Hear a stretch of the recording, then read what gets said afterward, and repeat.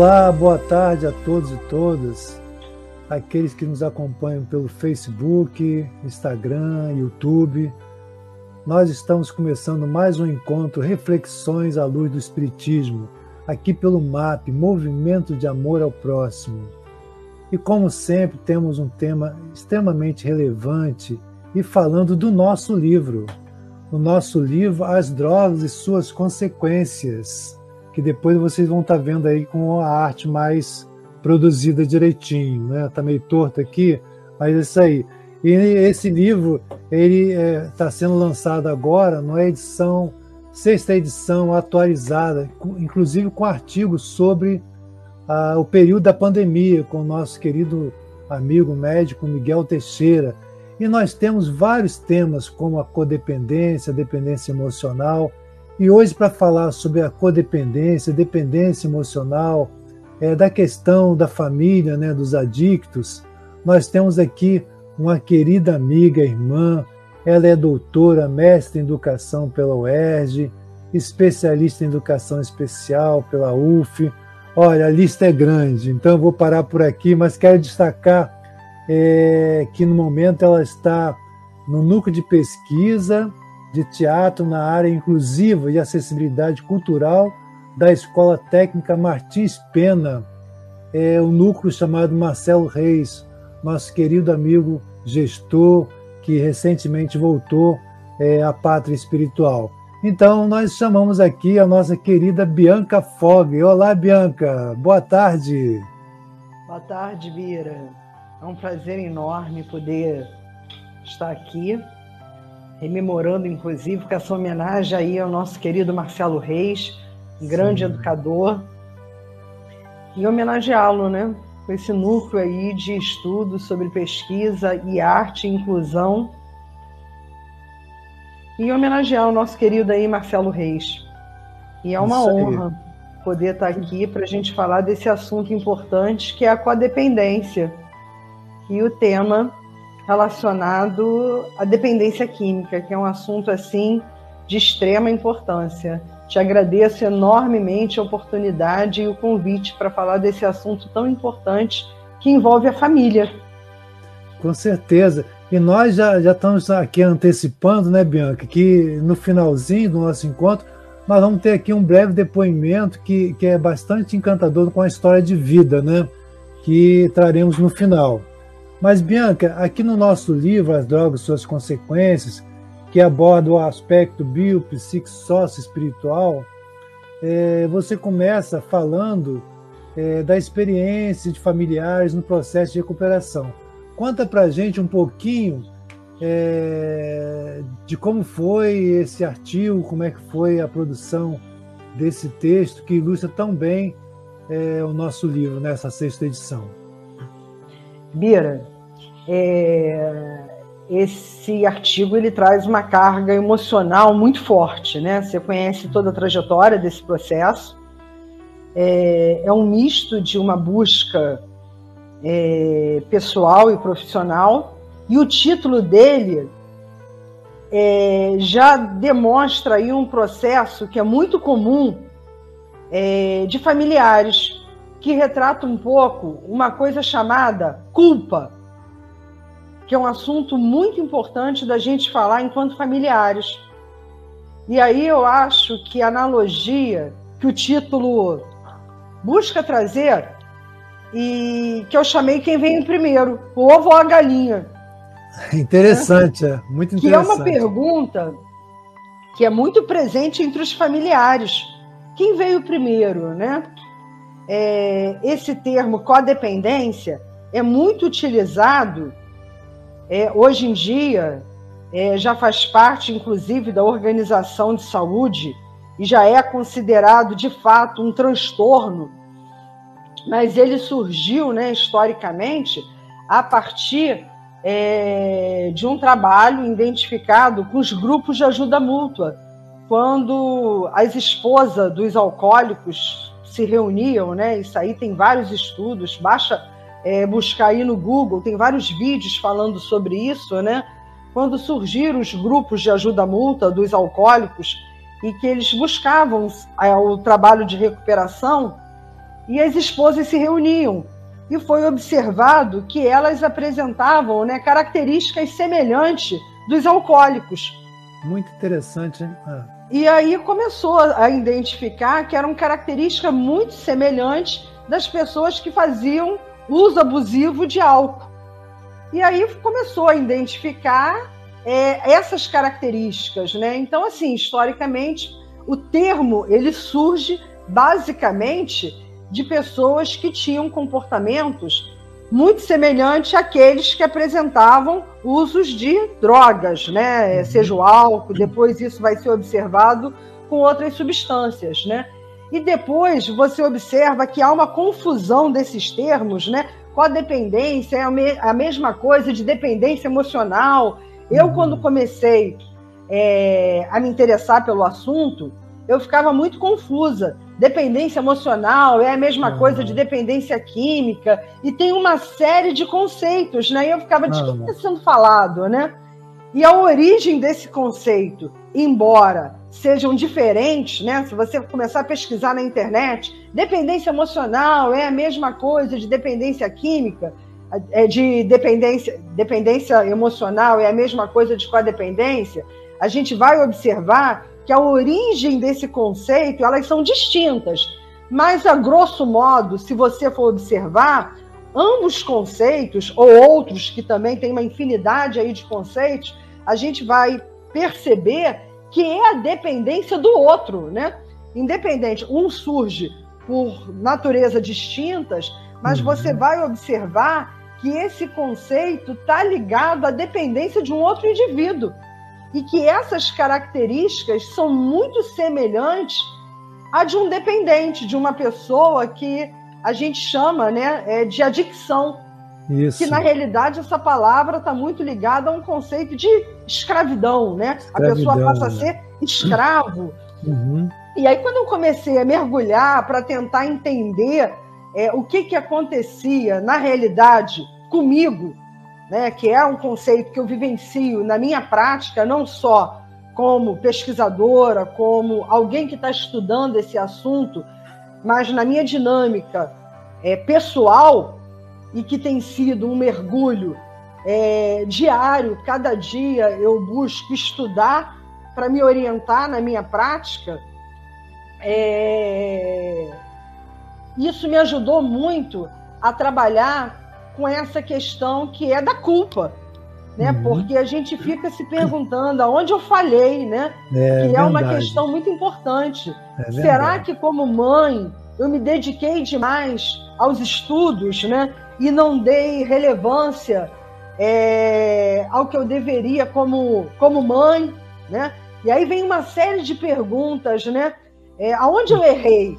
Né? Isso, Bianca, será que faltou tempo? Isso é interessante você estar citando isso, porque aqui no nosso livro, As Drogas e Suas Consequências, lá atrás, estou falando isso muitos anos lá atrás, que foi na primeira edição, nós tivemos, né, na época lá no Samaritano, uma palestra com o Dr. Uso Moraes de Andrade, que é considerado uma das grandes pioneiros de estudo de dependência química no Brasil. E ele, muito humildemente, esteve lá no nosso Samaritano e já começamos a fazer uma série de trabalhos lá. E nesse dia teve um depoimento que vai ao encontro do que você está falando. Aí tinha um jovem, né, que era dependente, usuário de cocaína, em recuperação, e ele diz assim: por que eu entrei? Eu não quero saber por que eu entrei, eu quero saber como eu faço para sair. E aí assim, as pessoas falam da questão da família. Poxa, meus pais foram super amorosos, frequentei mocidade espírita, etc. De repente aconteceu. Então, assim, essa questão dos pais, né, ela é extremamente complexa. E já emendando aqui, né, para a próxima questão, mas lembrando, quando você fala dos 12 passos, os 12 passos eles são adaptados também para o familiar. E o primeiro passo, semelhante ao álcool, à droga, por exemplo, aquele indivíduo que está com a droga de escolha, álcool ou droga, ele vai dizer: admitir perante que sou impotente diante do álcool. E para o familiar diz assim: admito que sou impotente diante do familiar. Então já mostra uma outra conotação. E nesse contexto da família, você acha assim que que a sociedade ela já tem um entendimento da necessidade que a família precisa, porque assim, se fala há muito ainda sobre o usuário, sobre o dependente, etc, etc. Mas nós temos uma fala muito recorrente e interessante, aí eu cito aqui também outro autor do nosso livro, o Dr. Jorge Pacheco, nosso querido amigo homeopata, Jorge Pacheco, e que ele traz a fala seguinte: a doença não é contagiosa, mas ela é contagiante. E na sua pesquisa, né, na sua vivência, você percebe que ainda falta muito para que a sociedade possa entender que a família também precisa se cuidar, porque o foco era sempre no usuário. Não, usuário. Eu vim aqui por conta que meu filho, meu marido, minha mulher, tal. Mas quando a gente chega lá na sala de Naranon, né, a Nanon dos familiares, olha só, esquece um pouquinho o teu filho, teu marido, vamos falar de você. Como é que você vê nessa sua trajetória o olhar que as instituições da sociedade estão em relação à família? Muita coisa já caminhou, falta muito. Bira, fantástico. Fantástico, Bira, fantástico. Eu acho que você traz essa questão, eu acho que é brilhante. Tem um autor que eu gosto muito, que não tem nada a ver com dependência química, mas que eu gostaria de trazer, que é o Saviani. O Saviani é um autor que eu gostaria de fazer uma analogia, que ele fala muito de uma coisa chamada curvatura da vara. Lembro. E eu queria trazer o Saviani para cá, fazendo uma analogia da curvatura da vara. Eu poderia dizer que seria a hora para o debate da dependência química, com toda a honestidade do mundo, que é a hora da gente pegar e trazer, puxar a vara para a família. Interessante, sinceramente, Bianca. Com toda a honestidade de tudo que eu venho estudando, e como familiar e pesquisadora do assunto hoje, eu entendo que é hora de trazer a família para o centro desse debate. Porque, assim, eu venho nessa andança e o que eu percebo é que essa miscelância conceitual, ao invés de trazer um equilíbrio, por vezes acaba polarizando o assunto de uma tal maneira que acaba confundindo ainda mais, né? E o que eu percebo, né? Há uma discrepância muito grande e uma preocupação com uma ausência de uma política nessa área, né? Hoje nós temos, na realidade, uma política pública, a questão de uma política pública que está para além de uma política de saúde. Eu até fiz questão de colocar ali que hoje eu atuo numa área de política cultural, porque eu entendo que a cultura e a educação têm um papel estratégico nesse processo, talvez até maior do que uma saúde pública. Eu entendo que a questão da dependência química é hoje eminentemente um assunto de educação, é um assunto cultural que perpassa a dimensão de ações de governo. É uma questão de política de Estado e é uma ação que é transversal, porque esse debate está para além da dimensão da política de abstinência e está para além da dimensão de uma política de redução de danos, que é o que a gente tem hoje enquanto política de Estado. Eu percebo que o debate hoje fica muito reduzido a uma política que a gente tem, que é oferecida hoje em âmbito governamental, que é a política de redução de danos, ou, de um outro lado, polarizado, que é a política de abstinência, que fica reduzido a um programa de 12 passos, né? E fica o familiar nesse processo, né, reduzido a essa situação. Por outro lado, você fica bombardeado dessa fala, né, de um aparato da área psiquiátrica que tem uma infinidade de abordagens. O Bira citou aí alguns teóricos que têm uma concepção muito conservadora de classificação da dependência química desde uma perspectiva de que é uma doença primária com esse viés de que ninguém causa, não tem cura, que é uma doença progressiva, até outras perspectivas. Isso, para mim, foi muito confortável. Eu lembro do dia que eu ouvi de um grande teórico, que eu tenho um enorme respeito, que é o Dr. Cox, que falou isso para mim. Bianca, a doença da dependência química é uma doença primária, ninguém causa. Isso foi extremamente confortável, mas é uma perspectiva. É uma perspectiva, não é um a pensamento. Concepção. Né? Entendi. E aí você se depara com uma outra infinidade. Eu lembro que eu quase surtei quando a minha psicóloga virou e me perguntou: Bianca, você não está atuando como facilitadora no momento que você internou a sua filha? E talvez você não esteja atuando como facilitadora quando a dependência da sua filha possa ser a dependência emocional? Então, são perspectivas de abordagens extremamente diferentes. Isso. E aí o familiar, nesse processo, passa a ser refém de diferentes abordagens. Então, esse cuidado, esse olhar para o familiar precisa realmente ter uma assistência, né, mais sistêmica. Né? Isso. E aí Isso ainda aí, tem Bianca, a figura de um outro profissional, Bira, desculpa eu me estender um pouquinho, que é a figura do terapeuta, que é um elemento novo, que eu entendo que precisa também ter um olhar de supervisão, porque muitas das vezes esse terapeuta, querendo ajudar esse familiar, né, acaba atravessando um pouquinho o processo. Não é objeto do meu texto, né? Eu não falei sobre esse processo, mas é uma questão importante no processo da dependência química, a gente também poder se debruçar sobre a importância desse profissional que surge, que é um elemento extremamente facilitador, importante, que ajuda muito na mediação do dependente químico, em especial do familiar, porque ele usa uma linguagem diferente do psiquiatra, do psicólogo,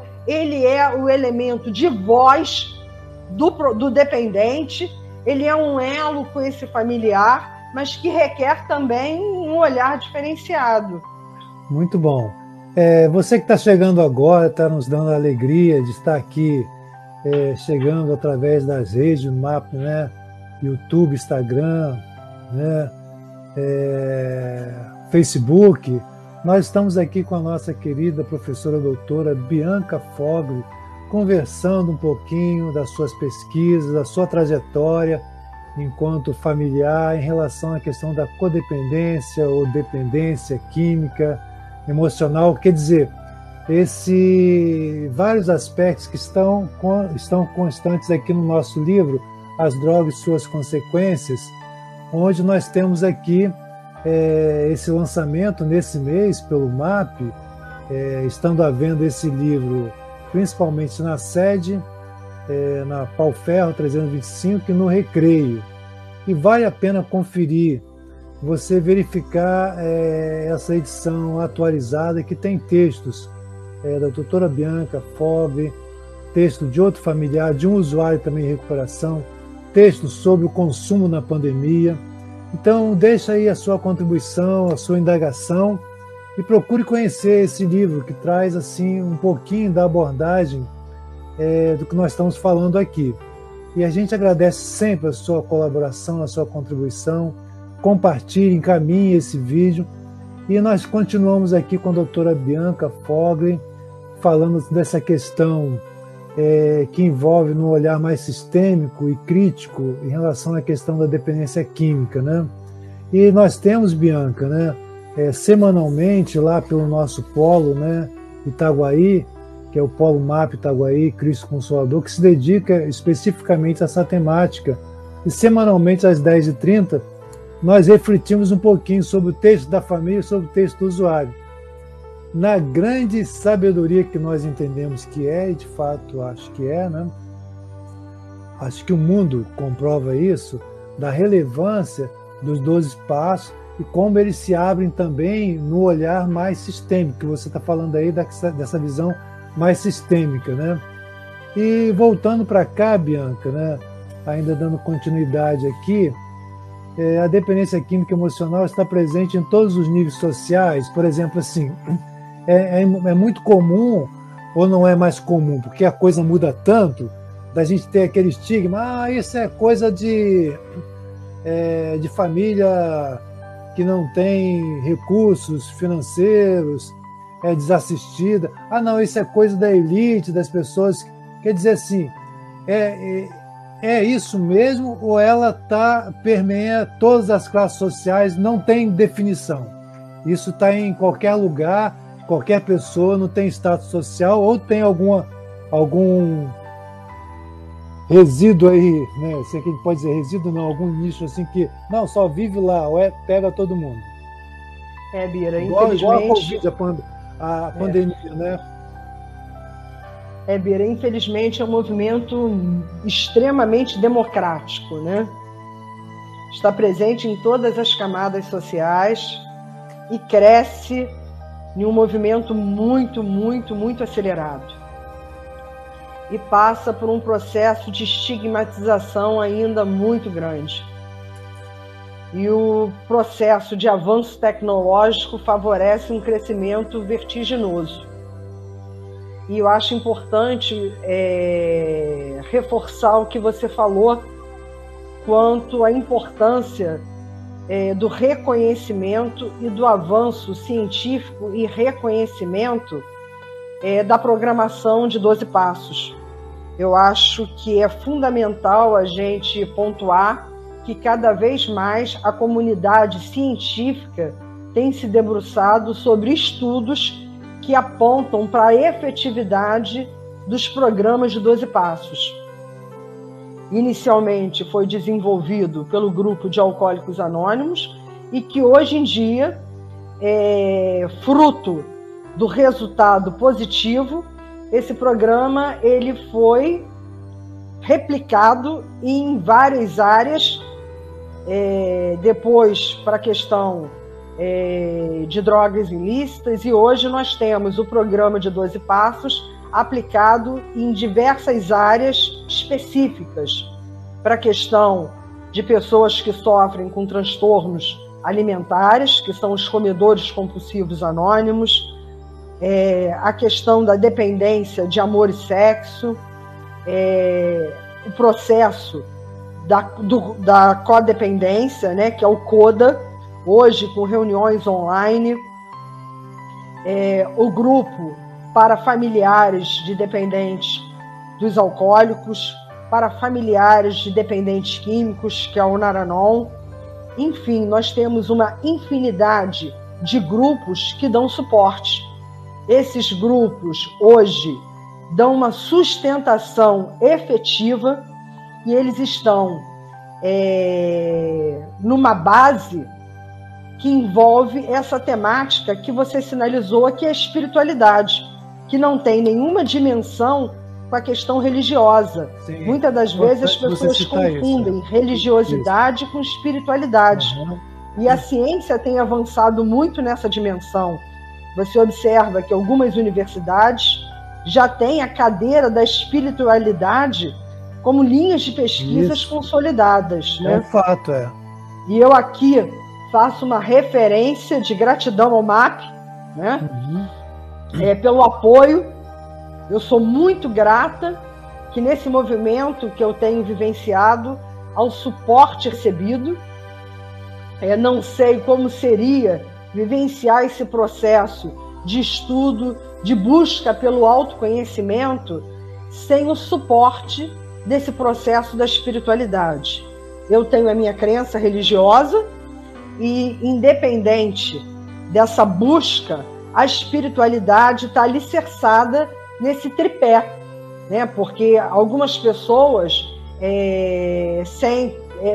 entendem, né, que só o acompanhamento de base espiritual, outras só com suporte psicológico, mas esse é um processo que ele é individual, que não pode ser generalizado. Eu vivencio esse processo, e para mim é necessário um acompanhamento de base psiquiátrica. Eu faço com regularidade um suporte psicológico individualizado e tem um acompanhamento familiar, que é diferente. O suporte da psicologia familiar, ele tem uma base diferenciada. E o acompanhamento de 12 passos, que é uma escolha que está pautado na política de abstinência, que é uma das vertentes. Eu também não posso deixar de considerar a política de redução de danos, que é importante também de ser pontuada como uma opção. Hoje, no nosso estado aqui do Rio de Janeiro, é importante a gente fazer menção a um trabalho que é bastante conceituado, que é da UFRJ, do IPUB, do nosso Instituto de Psiquiatria, que tem um programa de referência, que é o PROJAD, é um programa de pesquisa, que faz um trabalho baseado na política de redução de danos, bastante conceituado, e que oferece atendimento gratuito. É um programa também que oferece um curso de especialização, com abertura de curso anual, que tem um trabalho bastante interessante, aberto à população. Bacana. E que tem uma outra vertente. Bacana. E temos também o trabalho do município, que é oferecido pelos CAPs, que é o atendimento psicossocial, que também oferece serviço gratuito à população, né? Eu estou até adiantando aí o roteiro aí de entrevista. Mas já aproveitando isso, Bianca, no final do nosso livro, né, nós temos aqui linhas de ajuda, e nós temos aqui as relações dos CAPs aqui do Rio de Janeiro, né, para atendimento ao adolescente, ao jovem, etc, etc, e da Federação também de Comunidades Terapêuticas, do Amor Exigente, que também é outra vertente, né, que vai dos Alcoólicos Anônimos, etc. Mas nós estamos aqui, quem está chegando agora, com a doutora Bianca Fogg. Já estamos aqui já encaminhando para a parte final, Bianca, do nosso encontro, passa muito rápido. Lembrando que nós vamos ter daqui a pouquinho um relato de história de vida muito interessante. Então, continue aqui com a gente, contribuindo, participando, né? Deixando a sua contribuição, a sua vibração. E a professora, nossa querida professora doutora Bianca, vai estar interagindo aqui com as questões que forem colocadas, né? Então, deixa aí a sua pergunta, a sua indagação, e nós vamos estar aqui interagindo com você. A gente já está vendo aqui que está chegando bastante questionamentos, indagações, compartilhamentos. A gente vai estar interagindo.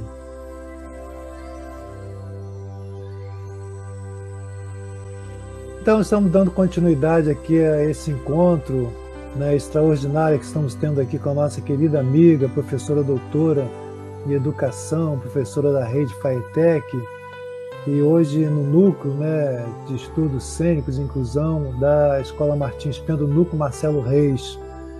Você que está aqui com a gente, está chegando agora e que permanece aqui com a gente, continue a dar a sua contribuição, coloque aí a sua indagação, o seu pensamento, porque nós vamos estar interagindo, estamos interagindo com esse assunto tão interessante que é sobre a codependência, a dependência emocional, esses conceitos que nós estamos ainda aprendendo a trilhar por eles, porque a dependência química é um processo assim, bastante complexo, né?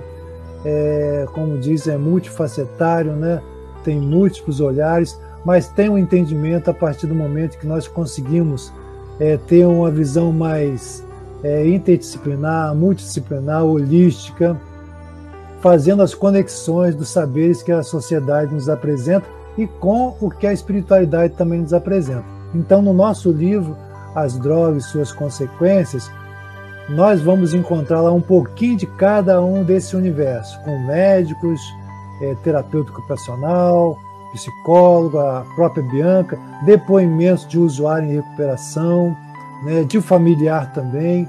Então é um trabalho que vale a pena você conhecer e está à venda nesse momento pelo MAP na sede, na Estrada Paulo Ferro 325 ou no Recreio, no Polo do Recreio. é só entrar no nosso site e lá tem todas essas informações.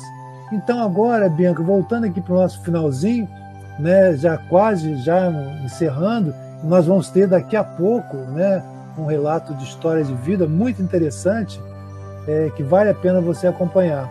A dependência química e emocional está presente em todas, foi o tema que a gente discutiu anteriormente.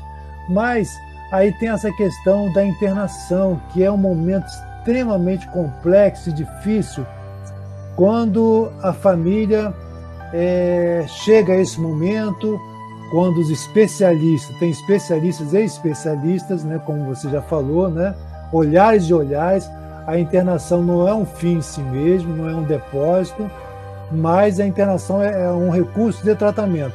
E aí, Bianca, o que as pesquisas, o que a sua trilha nessa caminhada você pode compartilhar com a gente na questão da internação? Essa busca até encontrar um lugar, o que existe de aparelhamento público, privado?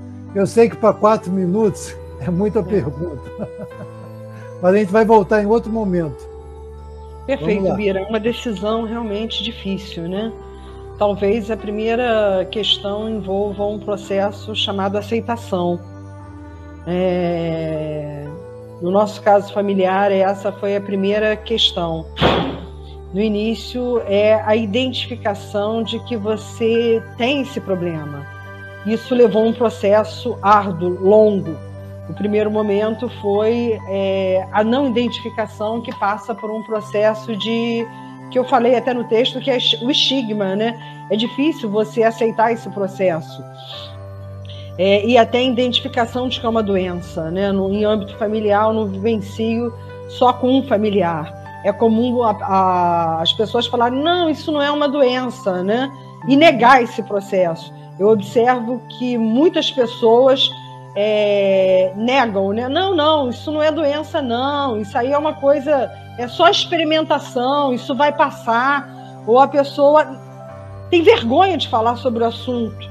E acho que é uma questão moral também, né, Bianca? Muita ainda exatamente, tem esse conceito, né? Eu vivencio essa dinâmica com outro par, em âmbito familiar, e há uma negação, não, isso não é doença não, isso vai passar, é coisa de adolescência, e a coisa está no nível de gravidade ainda maior, quase que atravessando o espelho, e há uma negação, não, isso não é doença não é dependência química, isso são os amigos, né? É sempre o outro, né? E é um tabu, na realidade é um tabu, há um estigma. E aí o primeiro passo é a aceitação e não querer enxergar a realidade. E o nosso primeiro movimento foi buscar um internato, né? Achar que o internato seria um ambiente adequado. E na realidade foi um grande equívoco, porque o internato não era um espaço adequado, ainda mais um internato de natureza confessional, o que agravou a situação.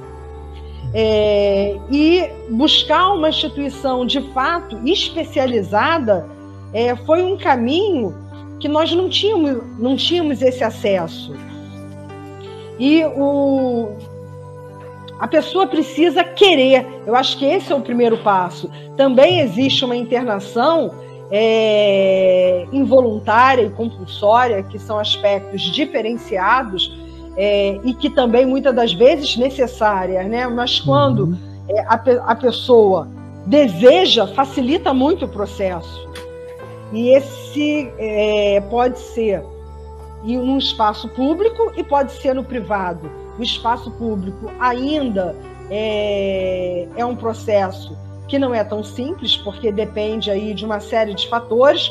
Tivemos um avanço muito grande. Hoje a rede privada dispõe de equipamentos com suporte aí de planos de saúde, que graças a avanços aí nas políticas públicas já não tem mais limite de internação. Antigamente você lidava com número reduzido de internação. Hoje os órgãos reguladores já conseguiram ampliar esse movimento. Então a gente já dispõe de clínicas especializadas, com profissionais qualificados, e isso ajuda bastante o processo, né? Eu acredito aí que no relato de experiência a gente possa estar aprofundando essa questão, e entendo que a internação ela tem os seus limites e as suas possibilidades, mas eu acredito no... Cada caso é uma situação, né? Com certeza. Mas é um caminho, muitas das vezes, necessário, né? Não é mágica, mas tem o seu potencial. Quando, muitas das vezes, a pessoa não tem mais energia para conseguir buscar os recursos necessários, é um caminho, muitas das vezes, importante. Tem um limite também de tempo, né? Hoje a gente tem a possibilidade de dar continuidade, não mais num espaço de institucionalização, porque ele também tem um tempo necessário. Hoje tem o que se chama de hospital-dia, a pessoa já não precisa ficar por um tempo tão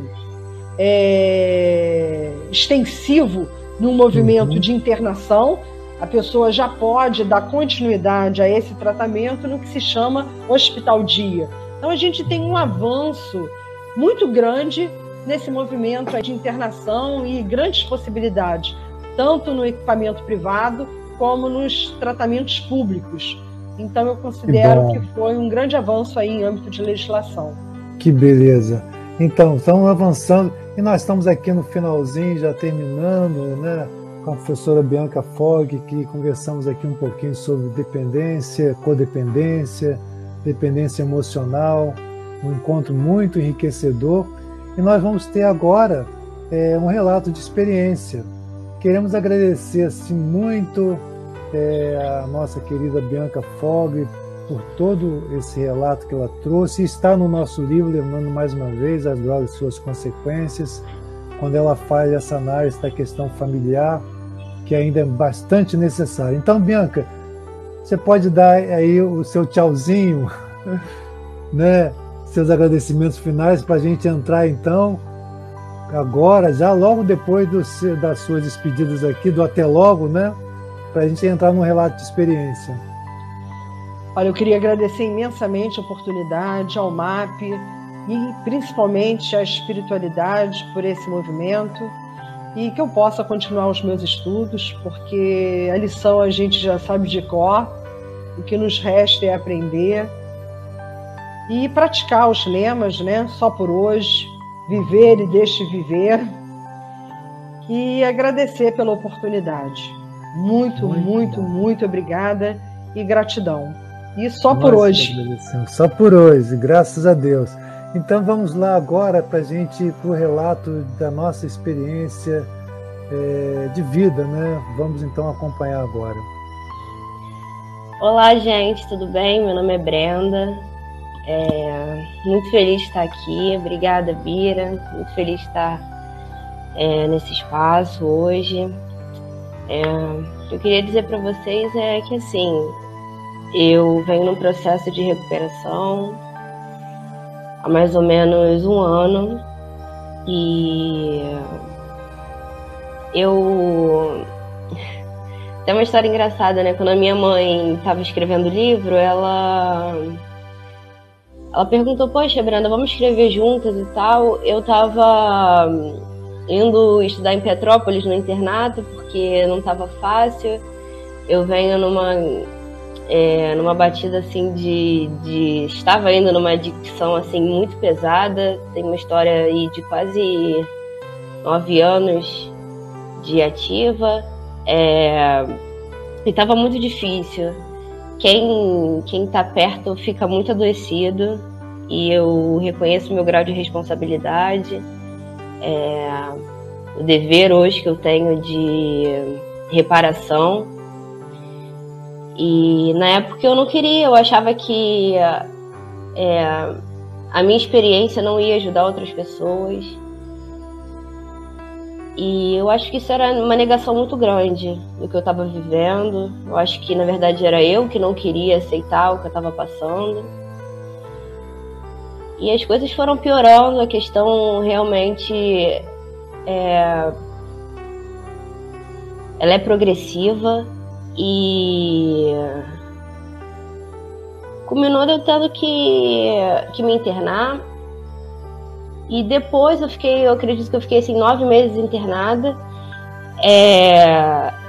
Eu fui apresentada para o método Minnesota, que são os 12 passos, E eu abri minha mente, sabe? E a troca de experiência de pessoas que já passaram pelo que eu passei, por coisas piores do que eu já passei, é o que baseia minha vida hoje, sabe? Trocar experiência. Eu não preciso passar mais dor do que tudo que eu já vivi, sabe? Tem pessoas que têm histórias mais difíceis do que a minha, tem pessoas que ainda não passaram pelo que eu passei, e hoje é dentro de sala que eu escuto a força que eu preciso para continuar, sabe? Trilhando um caminho de sobriedade, buscando uma maneira nova de viver. Não é fácil, o processo de recuperação não é fácil, é cansativo. As tradições dizem que a única coisa que faz um adicto ficar limpo é a vontade. A pessoa pode orar por você, pode te internar à força, pode te prender, pode fazer o que for, mas você só vai ficar limpo se você quiser, se você realmente quiser. E aí, escutando a minha mãe falar um pouco, realmente é muito difícil, sabe? Você vê uma pessoa indo para um abismo e você não poder fazer nada. Mas quando você realmente escolhe ter uma vida diferente, tentar modificar, eu acho que assim, essa filosofia de 12 passos, ela te ajuda em tudo, em tudo. Eu acho que não só para quem é adicto, quem tiver oportunidade de ler o livro azul de NA ou a literatura de AA, que é a Irmandade Mãe, né? Leia, porque assim, é uma busca por uma nova maneira de viver, sabe? Pautada em honestidade, em mente aberta. Então, assim, pra mim, ter parado de usar droga foi só o primeiro passo, sabe? O mais difícil agora tem sido descobrir prazer em coisas novas. E tem acontecido, sabe? Tudo que a Irmandade promete tem acontecido. A minha relação com a minha mãe aos poucos tem melhorado. A doença, ela deixa muitas marcas, sabe? Deixa muitas marcas. E quando a gente para de se culpar, quando eu parei de me culpar, né, por tudo que tinha acontecido, comecei a perceber meu grau de responsabilidade e tentar reparar as coisas que eu fiz, começou a melhorar um pouco. E o que eu tenho pra dizer é isso, assim, hoje tá dando certo pra mim, porque eu me permiti abrir a mente. Eu tinha um preconceito muito grande, mas a minha vida estava fora de controle. Eu precisava fazer alguma coisa, porque eu tinha que ser mãe de novo, eu tinha que ser filha, eu já não conseguia ser mais nada, sabe? Então, foi a esperança que eu vi e eu agarrei e tem dado certo. Então, quem tiver oportunidade e quem quiser, sabe? Tudo melhora. Tudo melhora. Você não vai deixar de ter problema, né? Não vai deixar de ter problema, mas você vai criar ferramentas. Eu estou criando, pelo menos, ferramentas para lidar com meus problemas, que eu sempre anestesiava, né? Ok, então nós queremos agradecer muito, né, essa grande contribuição aqui da nossa querida Brenda Fogli, né? Nós temos certeza que vai ser útil para muita gente, para centenas de pessoas que nos acompanham, e rogando, né, a Deus, ao poder superior, força, coragem, esperança e fé, para que você continue nessa caminhada e que todos nós possamos aprender uns com os outros. Então agradecemos aqui mais uma vez aqueles internautas aqui pelo Face, pelo Instagram, pelo YouTube, e deixa aí a sua contribuição, a sua fala, seu comentário. E procure conhecer esse nosso livro, As Drogas e Suas Consequências, cujo artigo da professora Bianca está aí, Dr. Miguel também falando sobre o período da pandemia, sobre a prevenção, como fazer a prevenção. Então, é uma contribuição que nós consideramos muito relevante. Então, agradecemos a todos mais uma vez por esse encontro, reflexões à luz do Espiritismo. Muita luz, muita paz, paz e bem, paz.